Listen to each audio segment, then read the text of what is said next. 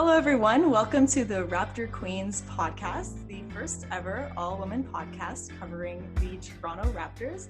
My name is Sarah Khalil, and I am here today with my other queens of the North, Essie Magic, Allison Hope, and Jade Hoops. And joining us today, we have a very, very special guest, Paul Jones, one of the best sportscasters in Raptors history. Big welcome to Paul. Paul, you've been covering the Raptors since their inaugural season in 1995. Thank you so much for being here. We're really excited to have you join. Well, it's kind of neat to be here on an all women's podcast involving basketball. Heaven knows when I started back in '95, there were Isaiah Thomas was going door to door at times trying to get fans and season ticket holders and people to be interested in the game. And here we've come 25 years later. It's Canada wide now, which is great. I know, Sarah, you're in Vancouver and the other ladies are sprinkled all over. We've got a couple in Ontario, Essie's in LA. I think it's fabulous that basketball has gained this much notoriety and has grown to the point where people thought it was sacrilege when I said it, but I just knew one day it was going to be as big as hockey in this country and would capture people's hearts. It's too great a game not to, and here we are. Oh, well, that's such a wonderful story. Thanks for sharing that. For all of our listeners, we have some questions for Paul specifically. We're definitely going to get back to that in just a minute, but I want to just give you an overview of what else we're going to be discussing today. So obviously there's some recent happenings around the league, including very big news, the NBA voting to resume the season in Orlando. And there are some what we'll call interesting ideas floating around for home court advantage. And so that will be part of our discussion. And of course, teams around the league are responding to Black Lives Matter and the demand for justice for Black people, especially in cases of police brutality. So we're going to be covering that again from our Raptors perspective, like we normally do. And in that respect, Masai in particular has been a very vocal leader during this time. And we just feel really lucky to have Paul here with us to discuss all of these topics. So Paul, as I mentioned, you've been covering the Raptors since 1995, and then you expounded on that, predicting how big the Raptors would become. You're currently the play-by-play announcer for Fan 590 and part of the Raptors traveling team. You've been there since the beginning. I know Allison was absolutely thrilled when you said yes to being on our podcast. We're very happy to have you here. We have a lot to cover, and we definitely want to hear from you with respect to the recent NBA developments, but we're going to kind of go chronologically, if that's okay with you, and start by asking some questions from your early days. Let's do it. All right. Essie, I think you wanted to ask the first question, so why don't you take it away? Sure. Yeah. So that's actually a great segue talking about the inaugural season. We would love for you to take us back to the beginning and give us some insight into what made you want to be a sportscaster and specifically what made you want to get involved in Raptors basketball. Well, I'd always been a basketball fan, Essie, and it started for me back when TSN first opened its doors in 1984. I just graduated from the University of Western Ontario, lately changed its name to Western University. And I graduated with my master's degree, a teaching degree after doing undergrad and playing at York, a teaching degree from Western and a master's degree in sports psychology. And I wanted to coach. I wanted to be a basketball coach. And I thought, okay, well, you got to start somewhere. Where do you coach? You coach kids. Where do you find kids? In the schools. So I was trying to get into the school system, and I couldn't. And there were no jobs. We're in, like we are now, a cycle where there are just no teaching jobs. And I was actually over playing in Europe. And my brother Mark, who is, one of the lead announcers on the NBA for ESPN right now, called me and said, I just got a job. I was in France. I was in Calais, France, and there was a crackly line. And he said, I just got a job at TSN. This is February of '85. He's just finished his season at York. I'm like, I thought you said you got a job at TSN. Did I hear that right? He's like, yeah. I said, so the phone line is good? He goes, when you come back, you got to come in here. Like, there's guys that are sports crazy in here. And I said, what the hell do you know about TV? He goes, nothing. But they need people to watch the games and write the highlights. I said, so what do you do? He said, I get paid to sit here and watch basketball, football, hockey, baseball, whatever's on TV. I get paid to sit here and watch it and write down what happens. And I hand the script to, the late now Peter Watts or Jim Van Horn or John Wells, Michael Landsberg. These guys are giants in broadcasting. He said, and they read every word at 11 o'clock. I'm like, you're kidding. He's like, no. So I came back, got into TSN, and to make it a long story very short, I just never cut the cord. I finally did find a teaching job and got into coaching high school teams, Toronto high school all-star teams. It's a joke that Jalen Rose came up on the Detroit team and he was the ball boy. He couldn't make that team. And our Toronto team that I was coaching, like we were stride for stride with them, and they beat us by only a couple of points. And I wanted to coach, so I kept up with the school stuff. And the guys at TSN just never let me go, because I'd say, well, I got a job now, guys, teaching. I got marking, I got lessons. And they said, yeah, and we know you. What are you going to do at 8 o'clock? I said, well, I'm going to watch the game. They said, well, why don't you come in here and watch the game? And so there were times when I'd bring math tests and stuff in. And in between the games that I was doing, I had a game that started at 7 and the next one started at 10:30. And now I'm a single guy living at home, paying back student loans. So it's not like I've got a family or anything. I'd mark tests, and, the guys would sit around and, what are you doing? I said, I'm marking math tests. They go, can we help? I'm like, gladly, I'd pass them out. And it just kind of progressed that way. I see that I kept going in school, but nobody was interested in me being a coach. I coached the Ontario provincial team, helped coach the Ontario provincial team to a silver medal and then a gold medal. We had scholarship athletes go on to, to big schools in the US, but nobody cared about coaching in Canada. So I finally gave up that ghost and went with the media stuff full time. And my breaks came between 92 and 95. In 92, I was asked by CTV, Scott Moore, John Shannon, to come to Barcelona because the NBA was going to send a team for the first time and they needed a basketball guy. So I ended up covering the Dream Team in Barcelona. Wow. Fabulous. It was an unreal experience. An unreal experience. That, girls, ladies, that's a podcast in itself, all the stuff that happened over there. And in 94, when the world championships were supposed to be in Yugoslavia, the Civil War had that country in ruins, and they moved it from Yugoslavia to Toronto. John Bitto did that.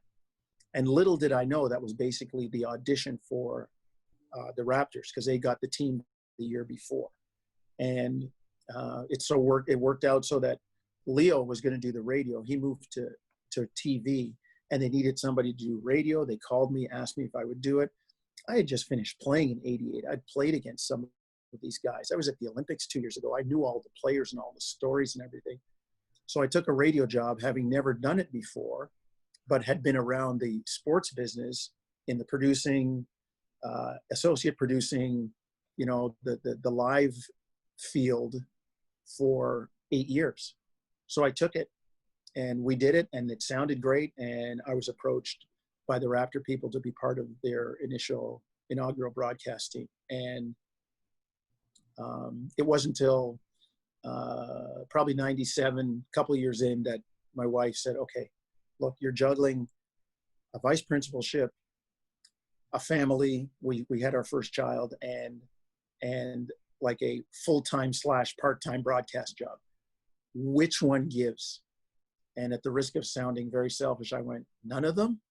And it worked out that TSN, I let go of the radio job, but TSN hired me to be their courtside reporter and studio guy, which meant I only had to work basically on the weekends and maybe a couple nights during the week at home games.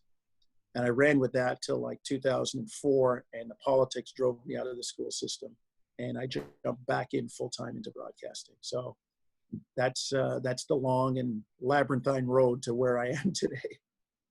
Wow. I'm sure a lot of people would have never imagined you to be balancing working in a school and broadcasting at the same time as it was happening. It's crazy stuff. And it was fun though, because the crossover was really good. I was able to help, get Raptor players assemblies to come into the school and talk to the kids. And, they were willing to do that, the Raptors, because they wanted things to Isaiah Thomas, John Bitove, the Slate family, they were going after the younger generation. All the games started at 7. So you can get your kids to the game and home on a school night. Although weekend games started at noon or 1 in the afternoon on a Sunday. So to say, look, you know, they were really good in the community outreach, going into schools and doing programs and teaching basketball, Raptor ball, you know, like giving hoops. At one of my schools, we had it at 7:45, 3 days a week. And we had literally hundreds of kids, you know, get a shirt and a ball, and they gave us portable hoops, and you know, we were teaching people how to teach the game. And so it was good that, you know, that helped form the foundation, because, you know, those kids that were 10, 11 years old in schools in 95, you know, they're in their 30s and 40s now. And, you know, they've got disposable income, and I'm sure they've grown up with the game, and it helped recruit their parents to the game, as we saw a lot last year when the Raptors made their run to the finals. Wow. Yeah, that's really interesting to hear about kind of the behind the scenes of the small things that build up over time to create a large fan base over 30 years. That's very cool. Allison, I know you have a question and also a story to share, so why don't you go ahead? So Paul, I'm very enamored of the radio part of things. Like, I'm a big believer in storytelling and spinning a yarn and all that kind of thing. And my commute time sort of overlaps with game time for the Raptors. So I've been able to listen to you on the radio quite a bit, like for the, you know, until I get home, sadly, until I get home. And one night I No, stopped Allison, to get home. don't say that, because we know, and I'm a radio guy, because that's how I grew up with the game. But, there weren't games on TV. So I had to listen yes. to the radio. And I realized that even now, we only get people when they're in the car, or when some, you know, a wife says to her husband, go to the grocery store, I need sugar. And he'll go, oh, the game is on. Like, you want me to go now? And she'll say, yes. So we get him in the car for 10 minutes, driving to, picking up the sugar, and driving back. And as soon as he can get in front of a TV, we're gone. So we totally understand that. Totally. But it's funny, because I was going to tell people, turn off the mute on the TV and put on the radio, because they've got to listen to your calls. One night I had stopped to get a hot chocolate on my way home, and during the play I had just taken a drink of my hot chocolate, and you had made a comment of one of the Raptors went in for a layup, and you said he made like Linda Ronstadt and blew by you. And it took me a second, and I almost spit out my hot chocolate. It was so funny. So I just wondered if there was anyone who influenced your, like in your early years, your play-by-play style. Is this all self-created? Because you are just masterful with the humor. It's a mix of everything, Allison. I've listened to many people. I mean, my brother Mark was fortunate to work with absolutely great broadcasters when he first went to ESPN. He worked with Brent Musburger and Dick Vermeil for football, and Brent Musburger and Jim Valvano for basketball. So, I mean, we're talking giants in the field. And I listened as much as I could. I watched. One of the guys that really influenced me early on, because Sports Channel Chicago and everybody watched the Bulls, used to do a simulcast, which is a radio and TV broadcast at the same time. And he's passed away. His name is Jim Durham. And I used to do a lot of Bulls games when I worked initially at TSN. And he later became the voice of ESPN basketball. JD was terrific.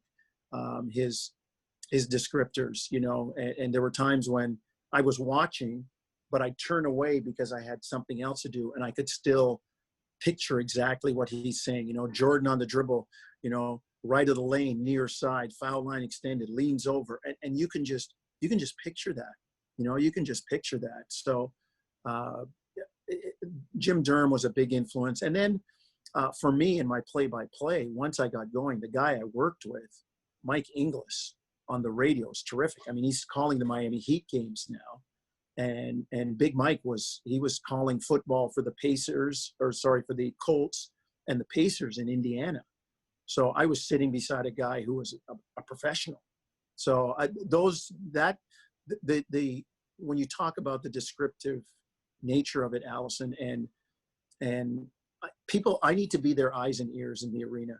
I need to tell them everything I can, with the exception of what the popcorn smells like, what I see, what, you know, colors, which people say to me, that don't understand, they'll say, why do you always say left to right? Well, I said, because when you're thinking about it, when you're listening to your radio and you're picturing it in your mind, the Raptors are moving, left to right. Or as I say, if you've been in the building downtown on Bay Street, right to left toward the Bay Street end of Scotiabank Arena, and John Shannon, the executive producer at Raptors NBA TV, was very good helping me along early too. Because he would say, Jones, you say left and right. I'm not sure where left and right is unless I know which way they're going. So I'd throw in moving this direction on your radio. And then I would say, if they're going left to right, it would be left side, far wing. Now you start with the court geography. Above the arc, 45-degree angle, foul line extended, in the pocket, down in the corner, short corner. And people would ask me about these terms, and I'm saying, that's court geography. You need to learn those, the same way that the great Joe Bowen talks about the half boards and behind the net and the neutral zone. And all of those terms are parts of basketball geography that you need to know. And I'm going to teach you and have you learn about to help you picture the game better when it's on the radio.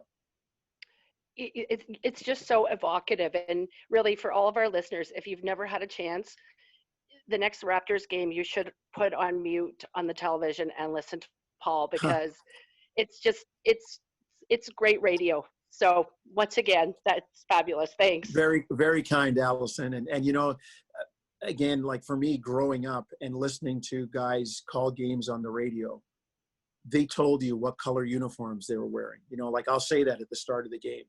Raptors come onto the floor in their, normally reserved for red road uniforms, but they're wearing the red at home tonight with white lettering and black trim. And I want people to, the atmosphere electric. Your referees are Tony Brothers, Mike Callahan, and Tony Brown. Tony Brown will step in and throw it up between, Jonas Valanciunas. And I want people to be able to know every single detail that's going on. And it's sometimes difficult because the game moves so fast, but you do the best you can. Yeah, that's really, I really enjoy listening to you. The next question kind of maybe some media we don't enjoy listening to as much. Jade, will you take us away on this one?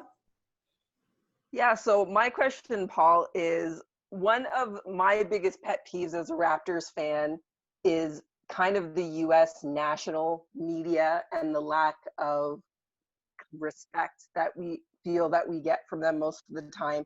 But I'm wondering, when you're on the road and you're dealing with kind of your counterparts for other local broadcasts, is the conversation about the Raptors different than most of what we hear from the US media? Because we're only getting kind of the big national opinions. They ask, Jade, they ask questions. The problem is Toronto's it's not a market like LA or, Miami, the big markets, and like New York, even though the Knicks aren't a great team, they're still a major market. So they will ask us, they want to know about the team, but to kind of jump on your frustration train, Jade, they don't watch Toronto. Like even now, people are saying, "Oh, I'm surprised what the Raptors are doing." Well, why are you surprised? They're 46-18. They won the championship last year. Yeah, but they lost Kawhi Leonard. He didn't play by himself, and people don't understand that. And I just look, we've all been in situations where we know and people don't, and they are too proud to ask or to, and in some of the cases of some of our experts, quote unquote, in the US, they just don't watch Raptor games. Like they're saying stuff in the playoffs last year, like, wow, Fred VanVleet's a great player. Well, yeah, where have you been for the last 2 years watching this kid? Seriously.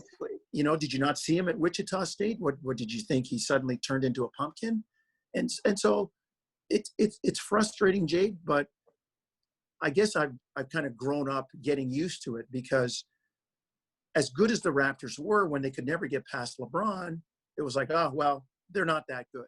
Or, they can't get past LeBron. And we would say, well, tell me who has in the last 8 years, because he's been to the finals 8 years in a row. So there is a frustration in that.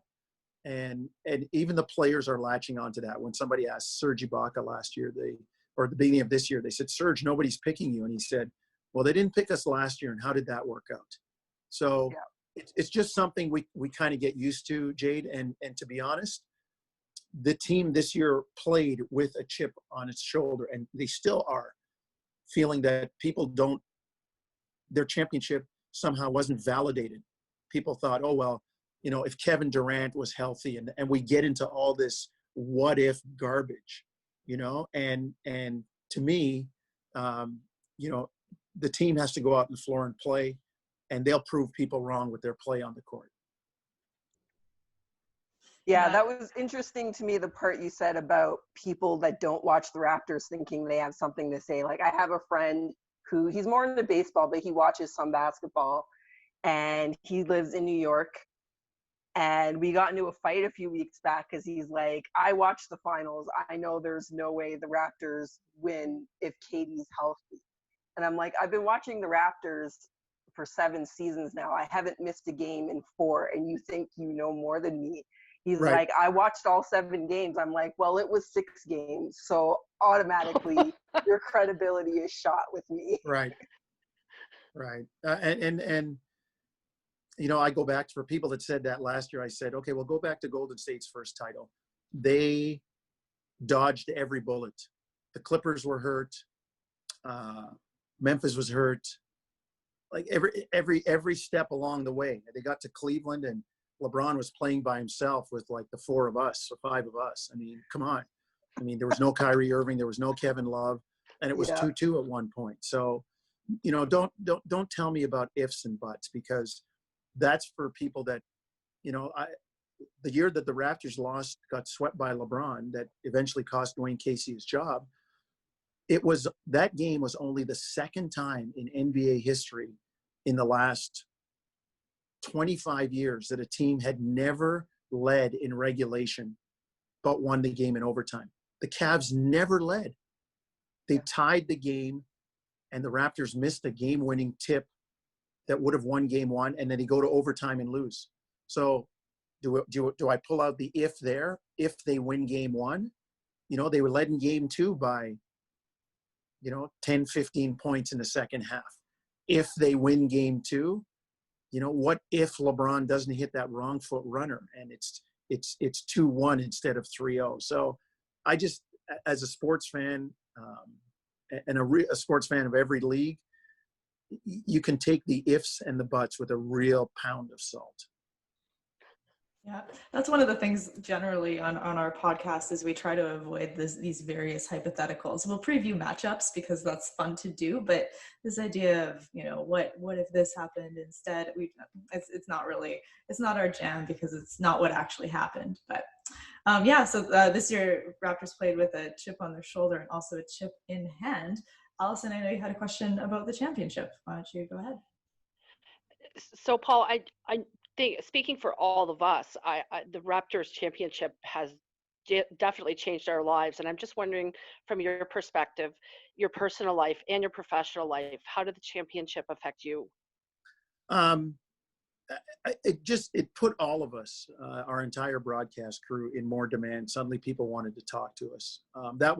That's probably the biggest change. That people wanted to know, how did this happen? And, they look up bios and stuff and see that I've been there since the beginning. And I was on a Zoom call with Isaiah Thomas, John Bitove, Honorable David Peterson, who was the premier when the Raptors got the franchise. And then we were joined by Samuel L. Jackson, who became kind of like the first big Raptor fan, movie star. He was up here shooting movies. And that night at his house, when he joined us on the Zoom call, he said, I got somebody that wants to talk to you. And it was Magic Johnson. So people wanted to talk about what happened at the beginning. And look, I'll say this. There were times when it was very discouraging. The Raptors were in the NBA, but they really weren't in the league. And in 95 and 96, when they were getting the snot beat out of them by Ewing and the Knicks, and Shaq and Penny and the Magic, and Stockton and Malone, and Jordan and the Bulls, and Reggie Miller and the Pacers. There was no end in sight. And you think like this, you're a punching bag. Like, when is this going to change? And I had faith that it took the Blue Jays 8 years to make the playoffs. I thought in basketball, and Isaiah Thomas, as smart as he was, I said, give them 5 years. And it was exactly 4 years after the inaugural season that they made the playoffs and got swept by the Knicks. And then they drafted Vince Carter, and things were kind of starting to turn. So a lot of people wanted to talk to us and know what it was like at the beginning, and kind of follow, Allison, as you said, the chronology of how we got to where we got to. And for some of us in broadcast, we would never say it, but at times we were snickering. It was like the biggest "I told you so." That this team won a championship. I mean, there are so many franchises in the U.S. The Timberwolves, the Kings, heck, the Utah Jazz, some great franchises that have never won championships. And here are the Raptors. The expansion kid has grown up and walked across the stage with their diploma, which is the NBA title. Yeah, it must have been so sweet. It was sweet for all of us.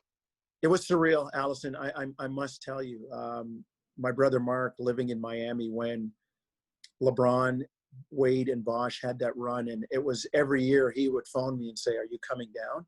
And for 4 straight Junes, I went down to Miami and worked for Sportsnet, doing the games and reporting for shows on TSN, and I was in the middle of it. I was at the finals, and Mark was calling them games for ESPN, and I just you're sitting there and you're watching the scene at the end, the confetti rain down, and guys on the stage fist pumping and holding up the trophy, and it's just an amazing feeling to be there.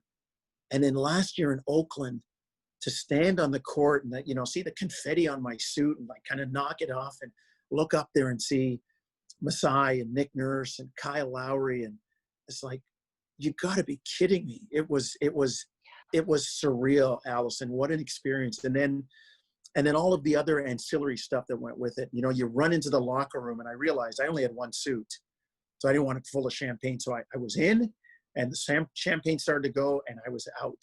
And then our producer, Dan Gladman, said, go next door to the Oakland Alameda, the Coliseum where the Raiders play. The trophy's there. You can take a picture with the trophy.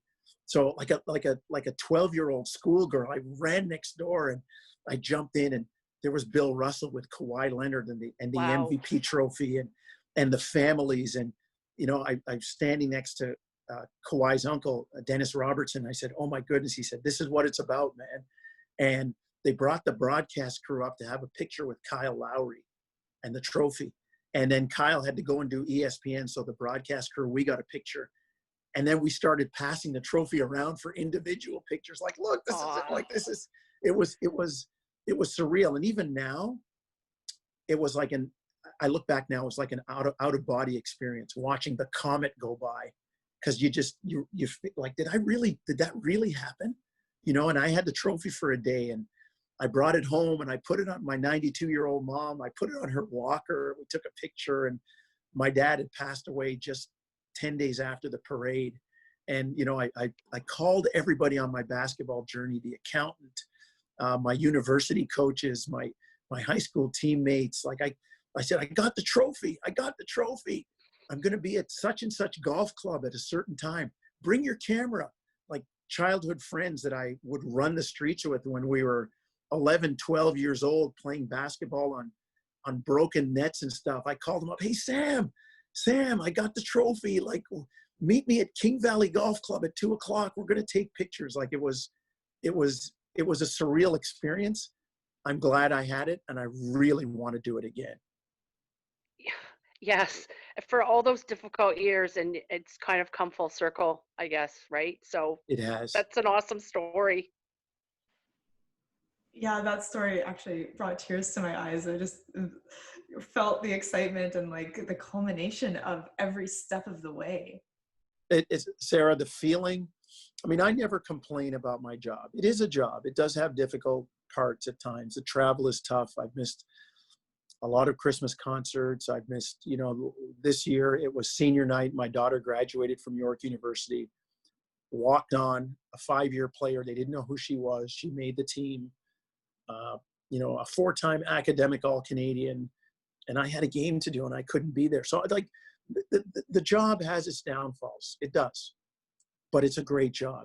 And I get to go to the arena every night. And, when we have 3 games in 4 nights and I show up at the arena, and I've been slugging at my notes all day and my research, and I'm kind of tired, and it's like, geez, it would be nice to just kind of sit on the couch here and, watch a game on TV. But, you get in the shower, you get dressed, you put your tie on, you get in the car, you listen to, the radio going down, the American stations, what's on the fan, what's on TSN. And then you get to the arena, you pull in, you park, you see the security people, you see the opponent's team bus coming up. They open the doors, and like a 12-year-old kid will run down the stairs because it's his first Raptor game or her first Raptor game. And you think, I'm glad I'm here. This is, what am I complaining about? Like, there are much more difficult ways to pay the bills. And that's what I kind of take stock of when it's all going down. Beautiful. Thank you so much for sharing that story. We have one more question for you. I was going to ask a question about, some of your favorite moments, but I think you maybe just nailed that one. So I'm actually going to turn it over to Essie for our final question before we move into our next segment. So Essie, please go ahead. Yeah, speaking of what it's like to work in your position, there's so many young Canadians and young aspiring sportscasters and aspiring reporters out there who would love to get some advice from you on how to get started and how to break into the industry, and also just stay motivated when they probably have doors shut in their face. So they would love to hear from you, just some words of advice. There are many different jobs, Essie. And like I said, I've got a brilliant, and I say this with all modesty, a brilliant 22-year-old daughter. She's awesome. And she's grown up with sports her whole life. I mean, we took her to Raptor games and slapped headphones on her when she was 4 months old. And like, I was, more than anything else, if you look at my Instagram post, I was happier for her. Like, she would go to school and they'd say, oh, your dad works the Raptors. They stink or what. And here she is now, like, getting to hold the trophy and stuff. And she's trying to break into the business too. And I would say for me, and it probably stems from my upbringing and the way you treat people, nothing is beneath you. I mean, for the first few years when I worked at TSN, I was willing to do anything. And when my brother Mark got a reporting job, hey, I'll carry the bag. I'll hold a reflector board. I'll run the tape from the field up to the control room in the Sky Dome. Like, what do you need done? And while you're doing that, keep your ears open, keep your eyes open, and listen and learn. And to be honest, I never wanted to be in front of the camera. My favorite show on TV is Open Gym. And I wanted to do something like that, the creative production type stuff. And when the opportunity came up to do radio, I took it, but it still wasn't my first love. And it kind of worked out for me. And I would say to anybody nothing is beneath you. Just try to get experience in whatever way you can. I mean, I'm doing this with you guys. Hey, who knows, in 3, 4, 5 years, I mean, the Raptor Queens Podcast could be picked up by CBC, or it could be an affiliate of, the Fox network, or what. You just never know. So doing things like this, trying to gain experience any way you can is so valuable. Volunteer, start your own writing, start your own webpage, podcast. Like, it's just the way the world has gone now. The media game has changed because there's access, there's inroads, there's ways that you can get information when before only certain people could. So, if you happen to get a chance to get in somewhere, learn everything you can, and network and ask for opportunities to do stuff. I remember sitting in an edit suite with Michael Landsberg, and he said, "What would you like to do?" I said, "Boy, I'd really like to be a producer."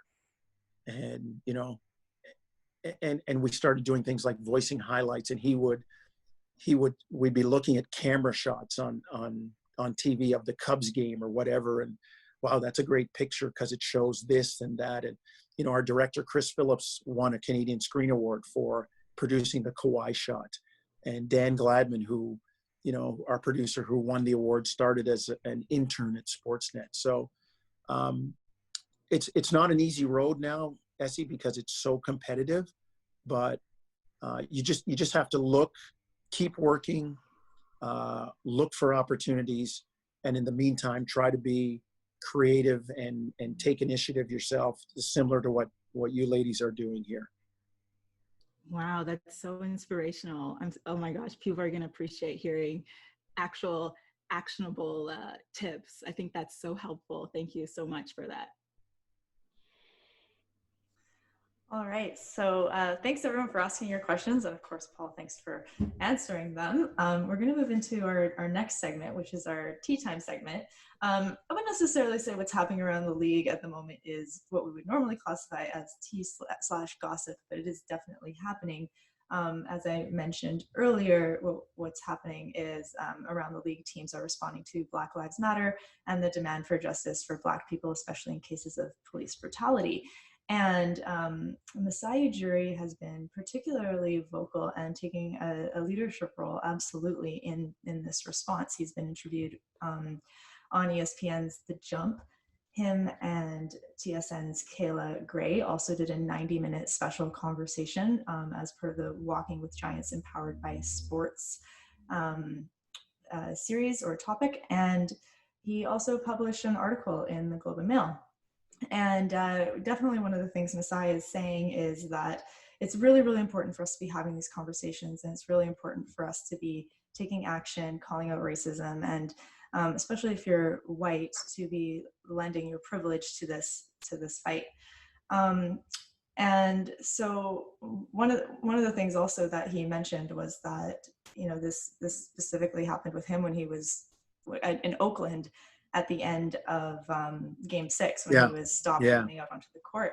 Paul, did you have any interaction with him about this at this time? Is there anything in particular that you might be able to shed some insight on in terms of this? No, I didn't, Sarah. You can imagine how chaotic it was at that time. I just saw Masai appear on the stage. I was down at the court with a yellow armband on that would allow me to get onto the court to do interviews when the game was over. And I didn't see all that. But unfortunately, it's been happening for too long. And I just, you know, as people have wondered aloud, if Masai didn't look the way he did and he was the executive of a team, would there have been the same type of conflict? My gut says no. And I just think, you know, as you just mentioned, Sarah, they're difficult conversations, but we need to have them, and we need to eradicate some of the stuff that's going on, and then we need to make it create an environment such that people feel safe talking about these things if you're the minority that's been impacted. And right now, there's a lot of people that don't. I mean, it's still happening. The injustices are still happening. And second of all, there's a lot of people that don't always feel safe speaking up. And I'm not talking about being pulled over by the police or anything like that, or, you know, being fired at a protest, but in your job, when something happens, like around a promotion or something like that, and you know, it's not an isolated incident. You don't feel that it's something that, you know, you had due consideration. It's time to ask a question. And for too long, and I include myself in that, you just kind of close your mouth and you move on. And does that maybe that makes me complicit because I'm not pointing it out to them that, you know, you should be thinking about this. But the fear of reprisal or retribution for your job, when you get the old, oh, you're just lucky to have a job line thrown at you, it has you weigh things in a certain light. So we do need to have these difficult conversations. We do, and we need to educate people, because you'll never walk in somebody's shoes. But if you can have some empathy for what they're going through or what they're feeling or what their life is like, it sure makes it a lot easier in the end. one of the things that's been coming up has been this idea of giving up white comfort, and that we've been so interested in like making white people comfortable in this conversation versus being with Black people and like prioritizing their actual real risk of harm. And so just even what you're saying, Paul, it's just been like a lot of these conversations aren't happening because the priority has been having white people stay comfortable versus actually dealing with real racism and real impact on Black people. And so I definitely am appreciative of Masai bringing this up. I know he's in a particular position of leadership and has the respect of Canadians everywhere. You know, Sarah, it's interesting that it's happened at this time too, because COVID-19's basically shut the world down. You know, we always joke that it's the line from Pat Riley, sports is the toy department of life. And there, you know, to me, there are people that work in essentials like our first responders and our, you know, our medical people and, you know, they work in plumbing and electrical. And like, if you don't have those, your house ain't functioning. The toy department is kind of secondary, but we work in the toy department. And people like to play with the toys. They like to look at the toys. They might not have any money to buy the toys, but the toys make them feel good. And we, the toy department, have been shut down. So the focus is clearly on what's happening in society around COVID-19. And now this happens, and there are no games to distract. No baseball, no football, no basketball, no hockey, no Premier League, no World Cup of this or that. It's the focus is all there. Somebody said, boy, this would have been right in the middle of the finals. And I said, yeah, somebody would have asked about it. A couple players might have commented. A couple players might have said, no, I saw that, or I didn't really pay much attention. And then the next question would have been, okay, so how do you win game 2? It would not have got the focus that it has now. And it's in the crosshairs now. So as Masai said, we can't avoid it. It's the accident on the side of the road that you don't drive by. This one is not on the side of the road. It's in the middle of the road and it's stopping everybody. So you have to deal with it before you can get past it and move on. So yeah, it is time for those difficult conversations. And this has all been brought to light with what's happening recently. And it's not like it's a new phenomenon. I had a student, he's probably in his 40s now, a young man call me when I was a teacher, teaching grades 7 and 8. And he said, Mr. Jones, I remember you trying to explain Rodney King to us in 1991 in the class discussions we had then. He said, you seem to kind of struggle with it. I said, I did, David. And I'm struggling with George Floyd now. I'm struggling with Breonna Taylor. I'm struggling with Eric Garner. I'm struggling with all of that. So, it's time for those conversations to happen. Yeah, well said. This was and so it's interesting, like just as you mentioned right now, so we have the NBA coming back, that is going to be our next topic. We'll transition there in a minute, but it's coming back against this backdrop of significant economic breakdown, with millions of people having lost their jobs, and coming back with racism front and center. And yeah, it's interesting. I know there are people who have mixed feelings about the NBA coming back, or just simply wish the NBA wouldn't come back at all. So, this isn't it's not the obvious excitement that I think we thought, well, the NBA can't wait for it to come back. And instead what we're seeing is that there's just so much nuance and there's so much context around everything happening. There's a lot of details to work out, Sarah. There really still are a lot of details. I mean, it's great that basketball's coming back, but there's a little bit of trepidation there, I'm sure, even though not many people are expressing it. Definitely. So we will move into the next part of our conversation then. This seems like a obvious segue. So we are coming back. The NBA is returning to play. Some of the details. So we have 22 teams that are coming back. There are 9 teams in the East that are coming back. So that's Milwaukee, Toronto, Boston, Miami, Indiana, Philadelphia, Brooklyn, Orlando, and Washington. So Washington is currently in the 9th position in the East. And then in the West, we have the LA Lakers, the LA Clippers, Denver Nuggets, Utah Jazz, Oklahoma City, Houston Rockets, Dallas Mavericks, Memphis Grizzlies, Portland Trail Blazers, New Orleans Pelicans, and Sacramento Kings, San Antonio Spurs, and Phoenix Suns. So there are a lot more teams coming back on the West side, and that's just because there are more teams battling for a playoff position in the West. And what we're going to see is each team is going to play about 5 or 6 games, the purpose of which is to determine final seeding. And then we will proceed with a regular playoff run, 2 conferences, and so that's basically how it is structured. And so the first question, and everyone's coming to Orlando. I think I said that already. So the first question that I want to ask about this is, what do you think is going to be the most challenging part of the return for the players? I'd like to hear from everyone about this, but Paul, we'll start with you. Go ahead. I think getting themselves back in shape. I mean, they basically had an off season, and now they're trying to get back in shape and then play for the most important thing that you're playing for. You're trying to compete for a championship. So I think that'll be the toughest.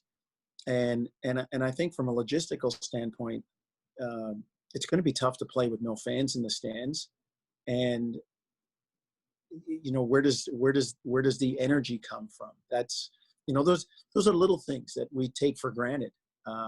When you're in the midst, in the throes of an NBA season, but these guys have been sitting around, and everybody has. It's not like you can go to the gym and work out because all the gyms are closed.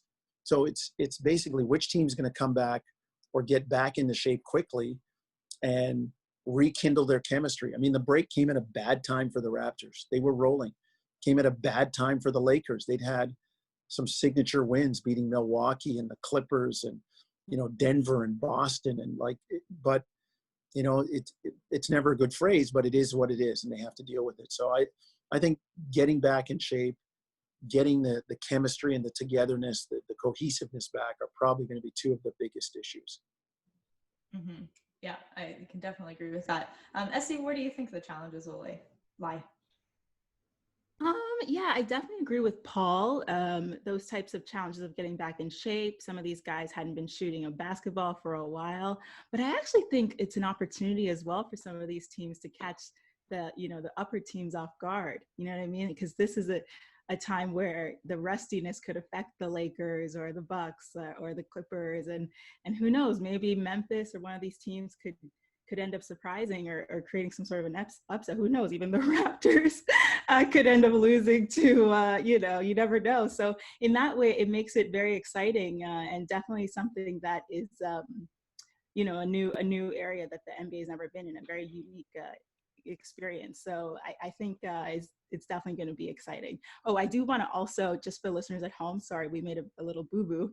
It's actually broadcasting 5 to 6 games per day, but total 8 games that each team is going to play. Sorry about that little mistake. No, thanks for that correction, Essie. That's great. And also, Essie, I just want to highlight, I feel like what you just brought to light is just that anything can happen of the rest of the season. Yeah, it's actually scary. If I'm LeBron, I'm kind of scared about that aspect. Well, it's true.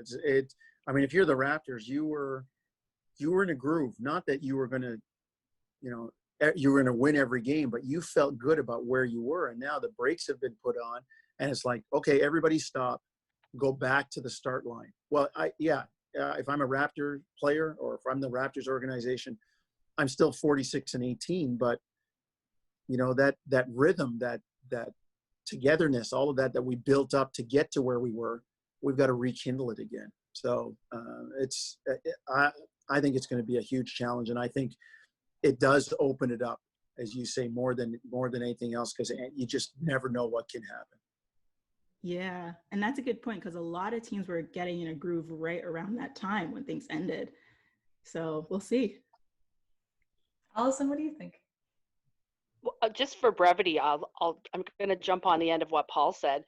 I wonder how much advantage there is to teams that most of the players own homes and have their own gyms and their own courts, because I saw a video of Serge Ibaka shooting shortly after the practice facility reopened, and he was shooting bricks. And I know he lives in a condo, and I'm not sure how much access he had. And mind you, it was a short video. So, but I wonder if teams that have a lot of like homeowners with courts and gyms have an advantage. But just from my perspective, like I think the lack of fans too, like these guys have been playing in front of fans since they were in school. And, you know, it's such an affirming thing. It's such an intangible to have like 20,000 people screaming around you. So, you know, I wonder if that'll, you know, be the biggest hurdle that they face. Well, Shaq had a great comment about that, Allison, when he talked about, you know, when he was playing, there was motivation from spectators, you know, his dad, or looking for, you know, the kids group that he talked to before the game, or he was going to meet after the game, and, you know, looking over and seeing Jack Nicholson courtside, and like all of those things are gone. I mean, they're gone. And if you're the Orlando Magic or the Washington Wizards coming into Toronto to play the opening round series, and you walk into the arena downtown, and Scotiabank Arena is rocking, and there's 8,000 people outside in Jurassic Park, and I mean, that makes a difference to the players. I know in the Raptor locker room when Dwayne Casey was the coach, like they highlighted that. They had the TVs on, like, you know, watching highlights and stuff. It's like, hey man, look, we got half as many people outside the arena as there are inside the arena, screaming, watching a TV, and people can't believe it. And don't, you know, that has an impact on the players and how hard they play. And, you know, some of those guys, they don't just pay it lip service when they say we're playing for the fans. They really are. They really, really are. That's an interesting segue into a question I had for you, Paul, because Shaq mentioned the other week that automatically this season and this finals, this championship is going to have an asterisk on it. And when I thought about it, I thought, yeah, it's definitely going to be a different finals, but I'm thinking of it as it's going to be kind of basketball in its purest form as far as playoffs go. Everyone's coming back rested and healthy. And the fact that it's going to be so much different, I think, is going to be a real test of the players' mental fortitude as much as getting back into shape. So I was wondering what you thought about Shaq's comment of what kind of asterisk is it going to be to you for this year's championship? I just think, to me, Jade, there will be, and it only because the season has been shut down. Like that's the only thing. It's still, I mean, it's still tough to win a championship. I would hesitate to demean or decry, oh well, they won it the year that there was the shutdown. Well, they still won it. They went through what everybody else went through, being, you know, shut down, coming back, getting back in shape, playing games in a sterile environment. Like they did everything that everybody else did. So I think there will be, to me, there'll be a note on it. I don't think it decreases the value of the championship any at all. I mean, do people care that the San Antonio Spurs, one of their championships was in the lockout year? You might hear people say it, but it's still a title. You know, it's still their championship. They still, tried to keep it as normal as possible. And for that year, that's the way it was. And said team wins it. So, you roll with it. I know there's people want to put, there'll be a mark on it, an asterisk. But to me, it's not as big a deal as I think people are making it out to be, or trying to make it out to be. Yeah, I totally agree with that. Yeah, really good point. That all teams are in the same, playing under the same circumstances. So it's not like any one team has an advantage here. Okay, so final point I wanted to say. I think that just generally speaking, just to encapsulate what I think everyone's saying, I think the hardest part about this is that it's just going to be weird. It's just not normal, the situations that we're dealing with, and just like how you have to adjust mentally to everything that we're saying, the sterile environment, the lack of home games, getting back into shape. Like, it's just not what you thought was going to happen, and now Right. you have to deal with this. Yeah.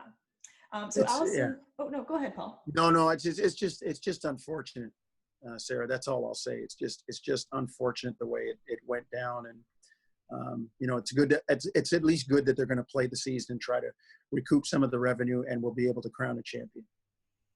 Yeah. All right, so our final topic for today is the home court suggestions that are the advantages that we're trying to put in place instead of the screaming crowds. So Allison, what were some of the things that they have listed? Go ahead. So according to Dave McMenamin from ESPN, so some of the suggestions were, firstly, having the higher seeded team being awarded the first possession of the second, third, and fourth quarters. And so just with a jump ball still to start the game as it is conventionally. Then secondly, the higher seeded team being allowed to designate one player to be called for 7 fouls instead of fouling out in 6. Or the higher seeded team receiving an extra coach's challenge, or the higher seeded teams being allowed to transport their own hardwood to provide a home court feel. Or the last suggestion was to have the playoff teams allowed, in order of seeding, to receive the first choice on picking which hotel they stay at on the resort.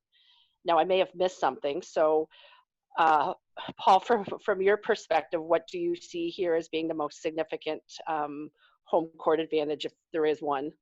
I mean, look, the one with the 7 fouls is interesting, because I've always said that the NBA should adopt the old summer league rule, where there's no foul out, because there are key fouls at points in games that change things. When a key player, when Kyle Lowry or when LeBron James gets his 3rd foul in the second quarter, he's got to sit down. But if there was a no foul out rule, and that coach knew that at the end of the game, when LeBron or when Kyle gets his 6th foul, he's not out of the game. He stays in the game. But on the next foul, the other team gets 1 shot and the ball back, then the pressure's on the coach. It's not on the referee to not make that call. And we've heard the cries about preferential treatment, and he gets that call. And if you do this, then, I've talked with NBA officials about this, and they say, well, what do you do when a team's up 20 and a guy fouls out? You leave him in there to chop people? I'm like, no, you can put a provision in where if the number of minutes, we used to say back in the day before the 3, if it was 10 points and 5 minutes, that's 5 baskets in 5 minutes, you're still in the game. So if a guy fouls out at the 3-minute mark and his team is down by 14 points, 3 minutes, like even with 3-pointers, that's 9. No, you got to sit down. You're out. Like, you leave the court. We're not going to leave you in there to club people. So I've always advocated for the no foul out rule. That's as radical as it gets with me. But to be honest, Allison, I don't think you can implement any of those, because now you're putting an asterisk on the game because they won with different rules. So it's sad. It's unfortunate that a team like the Raptors or Oklahoma City Thunder, some of these rabid arenas, have lost the chance to make a difference for their team. But because of the situation we're in, that's the playing field has been leveled. So, I mean, I don't see any of those. To me, none of those really make sense. That, like, even a possession at the start of the quarter, it's changing the rules. It's giving a home court advantage, but is home court advantage worth? They say it's worth, 5 points, 10 points, whatever, but that's in a qualitative sense. It's not in a physical, okay, here's the ball, a qualitative, okay, here's the ball for an extra 2 possessions or 3 possessions. That's potentially 9 points, but you're changing the game. You're changing the rules now. And I wouldn't implement any of those. It's just, I'm sorry, you don't have the home court advantage the way you would have with cheering fans, but we're going to play the rules the way they were meant to be played. Yeah, there's probably a lot of truth to what you're saying. It does make me feel a little bit better that I looked at all those options and I went with the extra foul for one selected player. So we're kind of on the same page there, I guess. So I don't know, what does everybody else think? The one that just makes me laugh is the hotel choice. Like, what's that about? That's I mean, hey, maybe the players would appreciate choosing their hotel. Well, so Essie, what does that mean? The other team has to sleep in like the lobby, or they have to sleep in their cars, or like what? I mean, maybe. and the other one about bringing the floor down. Some players, they don't really look at the floor when they're playing. I mean, other than the decal in the middle, everything else is the same. The key's the same width, the foul line's the same distance, the markings on the floor are the same. They all say, NBA playoffs on the side. So like what, like I don't get it. Like, I mean, the floor doesn't make a difference. The floor combined with the lighting and the depth perception in certain arenas, that makes a difference. But just bringing the floor is not going to make a huge difference. Also, I'm vetoing. Brooklyn is not allowed to bring their floor. Sarah, I knew you were going to say that. I hate Brooklyn's floor. It's the Sarah, worst that color. makes two of us. That gray floor. It just. That's so funny. I love Brooklyn's floor. I love their whole setup. No. All teams except Brooklyn can bring their floor. It's just terrible. I hate it. In terms of home court advantage for me, like I very much don't talk about basketball without talking about intangibles. Like if somebody tries to talk to me with just stats, I'm like, I can't talk to you because you're missing a big part of what basketball is. And I think when it comes to home court advantage, that's a big part of it. That I don't think any amount of rule changes or floors or hotel picking, whatever it is, you can't make up for that. It's kind of a priceless part of basketball. So even like Paul said, it's unfortunate, and I don't think whatever they do, I don't think it's going to make a big enough impact that they should even really bother. Just because fans are like, when you think about a player like Russell Westbrook, right? He thrives on the fans' energy. The floor and the fouls are not going to replace that for somebody like him. So to me, it's like, why even bother to try? Agreed. Totally agreed. I think that there's just generally a consensus on this podcast about that. I'm with you as well, Jade. It just doesn't make sense.